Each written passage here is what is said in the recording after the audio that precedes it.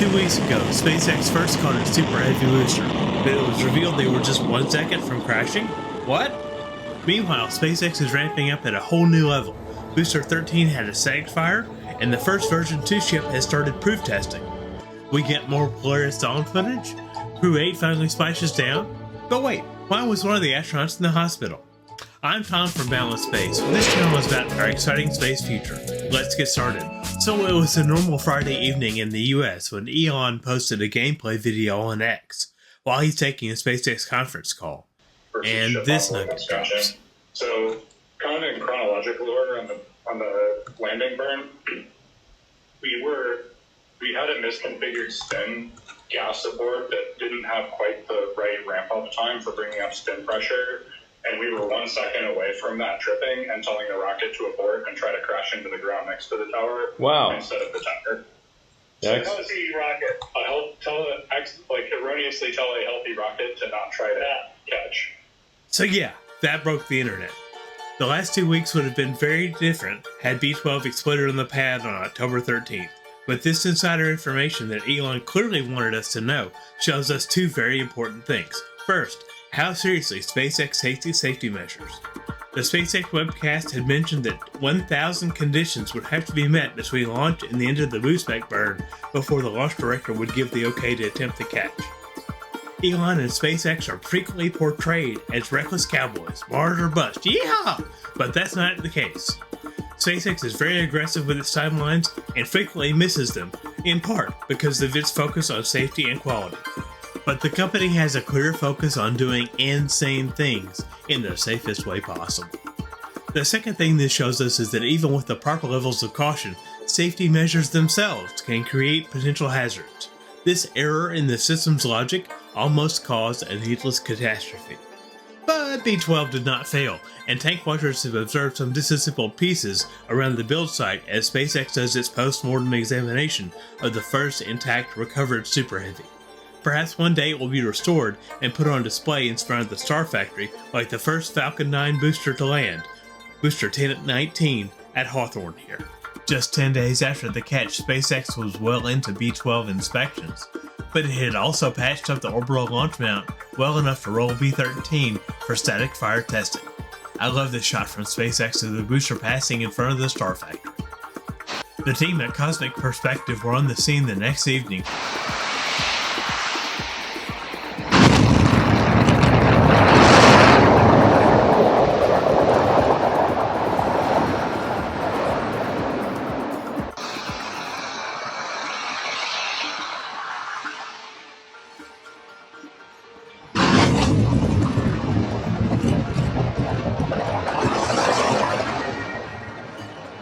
Can a night launch be in the cards for Flight 6?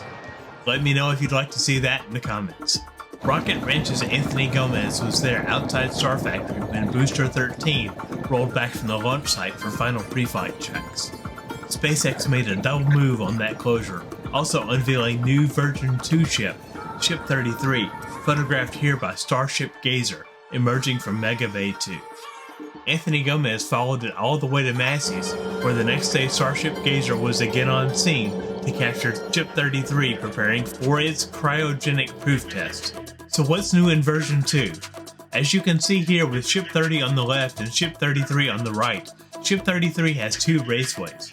Raceways are external plumbing that allows for fluids to be transferred between tanks, in this case gases, to manage tank pressures. In Ship 33 they are separated and off-center, instead of together on the outside edge in version 1. This may be to allow for propellant transfer hardware to be placed in between raceways in future ships. The other notable change just above the arrows is the location of the payload bay, that narrow Starlink slot. It's lower down on Ship 33 and the payload bay is smaller, at least on the outside, than version 1. The other change made more visible in this diagram by Boca Bingo shared on X is the flaps. As we saw with Flight 4 and Ship 29's heroic flap, they managed to somehow hold on until splashdown. The version 1 flap needs refining. Version 2 is smaller and positioned farther from the edge, which should lower re-entry temperatures. And speaking of re-entry, Crew 8 is finally home. These 4 astronauts returned from 235 days in orbit, the longest ever Dragon mission. You can see them struggling to adapt to 1G as they exit the capsule. Following the mission, as usual, the astronauts were helicoptered back to land, but in this case they were all taken to a Florida hospital. The one astronaut who remains at Ascension is in stable condition and under observation as a precautionary measure. To protect the crew members' medical privacy, specific details on the individual's condition or identity will not be shared. Fortunately, a day later, NASA announced the affected crew member had been released and returned to Houston, apparently without further consequence. We all hope the Crew 8 astronauts adapt quickly to their home planet and get back to astronauting soon.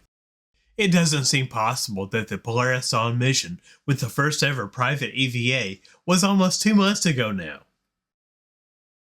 It is amazing to think how many more people will be going to space in the future because of this mission and hopefully more like it. Please check the description to support the local Starbase photographers for all their excellent work. Thank you for watching.